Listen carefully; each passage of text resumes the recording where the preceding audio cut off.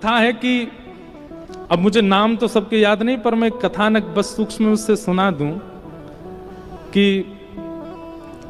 प्राचीन काल में खजुराहो और भोपाल का ये राजमार्ग सागर बीच में पड़ता है। यहां ठाकुर जी किसी भक्त की भावना की पूर्णता के लिए आए और श्री अटल बिहारी जी का यहां पर मंदिर निर्माण किया गया। तो कहते हैं कि प्राचीन काल था, इतने लोग भी नहीं थे, इतना धन भी नहीं था मंदिरों में।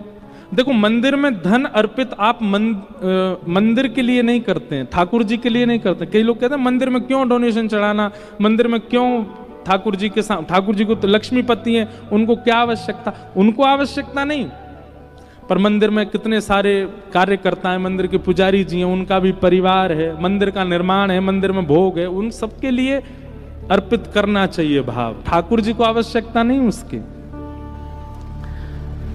तो धन नहीं था, इतने ज्यादा धन नहीं थे, तो धन ना होने की वजह से पोशाक भी नहीं, श्रृंगार भी नहीं, और कई बार भोग भी नहीं ठाकुर जी के लिए। रात्रि का समय और श्री बिहारी जी, अटल बिहारी जी को व्यारू भोग रखने की सामग्री नहीं थी। ठाकुर जी का व्यारू, रात्रि के भोग को व्यारू बोलते हैं।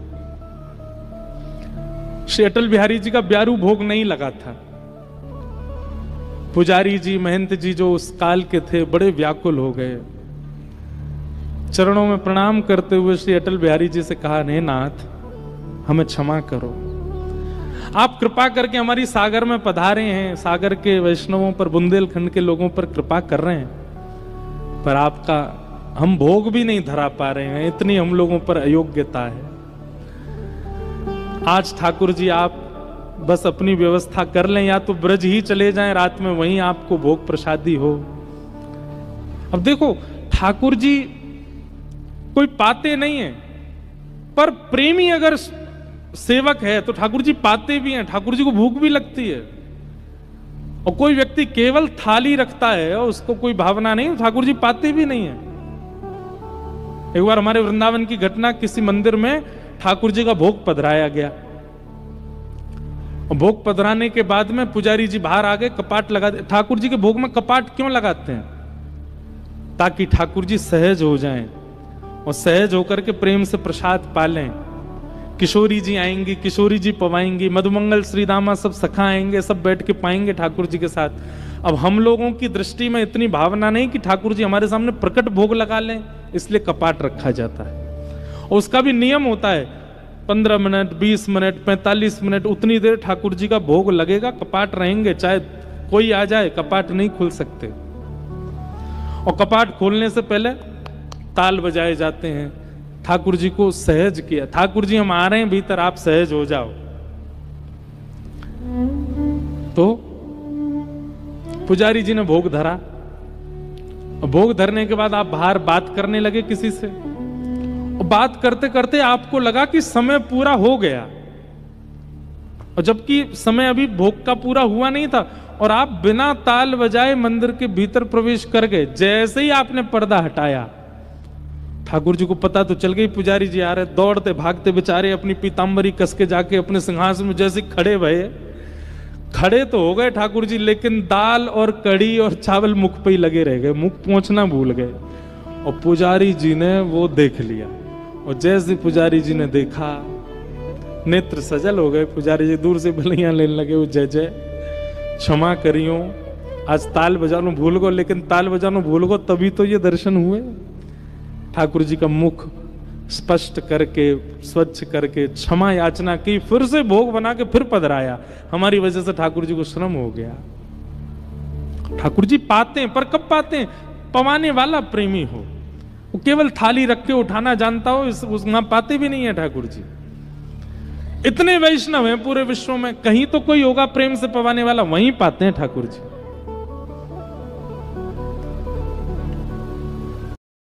रिसेंटली ना मैंने अपने हेयर फॉल के लिए कस्टमाइज प्लान शुरू किया था, एंड उस बात को कुछ 3 महीने हो चुके हैं।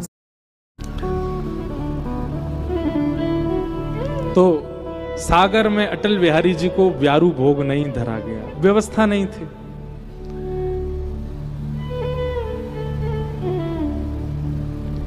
कपाट बंद करके पर्दा आदि करके ताला लगा के बड़े व्यथित मन से पुजारी जी चले गए। रोते रहे, बोले आज हमसे हमारे कैसे अभागे, इससे बढ़िया तो ठाकुर जी सागर आमे ही नहीं वहीं रहते, कम से कम प्रेम से प्रसाद तो पाते, यहां हम पवा ही नहीं पा रहे ठाकुर जी को। लेकिन उनकी विरह वेदना, पास ही में एक सुंदर दुकान थी, आज सुबह से वहां कोई आए भी नहीं थे ऐसे प्रसाद लेने वाले। सुंदर दुकानदार जो थे बढ़िया मिठाइयों को दोना में परोस करके बाहर सजा के रखते थे, लोग बाग आके धनराशि देते, वो दो नाम देते, लोग भोग लगाते बिहारी जी का।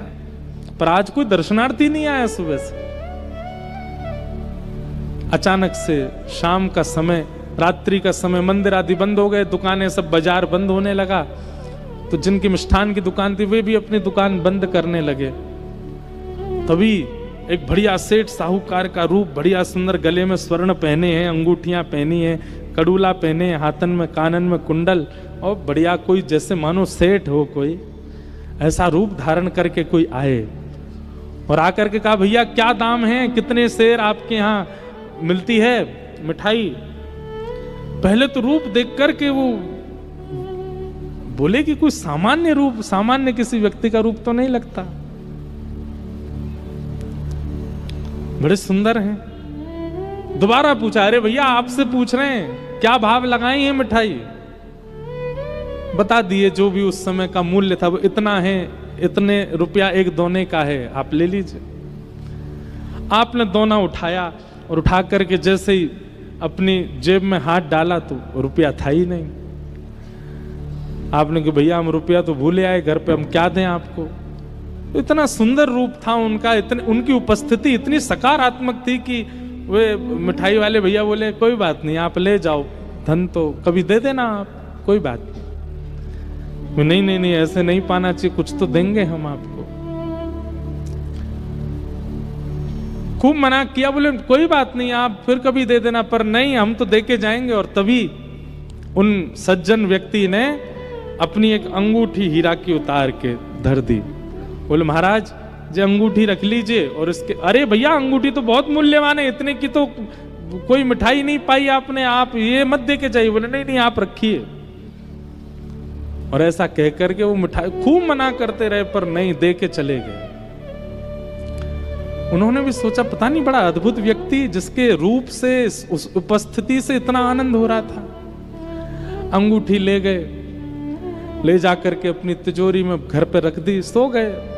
सुबह का उनका नियम, रोज आके अटल बिहारी जी के दर्शन करते, फिर अपनी दुकान खोलते।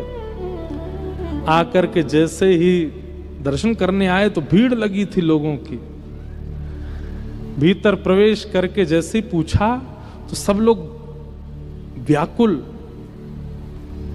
उन्होंने पूछा क्या हुआ, इतनी भीड़ कैसे आज सुबह। बोले भैया पुजारी जी कह रहे हैं कि रात्रि में ठाकुर जी को ब्यारू भोग नहीं लगा, कोई सामग्री भोजन की पधराई नहीं गई, पर सवेरे जब ताला आकर के खोला है तो सामने 2 दोनान में मिठाई रखी है और ठाकुर जी के हाथ की निज अंगूठी वो अंतर्ध्यान कोई चोरी कर ले गया है। लेकिन आश्चर्य की बात यह, चोर भी आया था तो ताला तोड़ा होगा, ताला तो टूटा ही नहीं है, यथावत लगा है। फिर कैसे ये घटना घटी।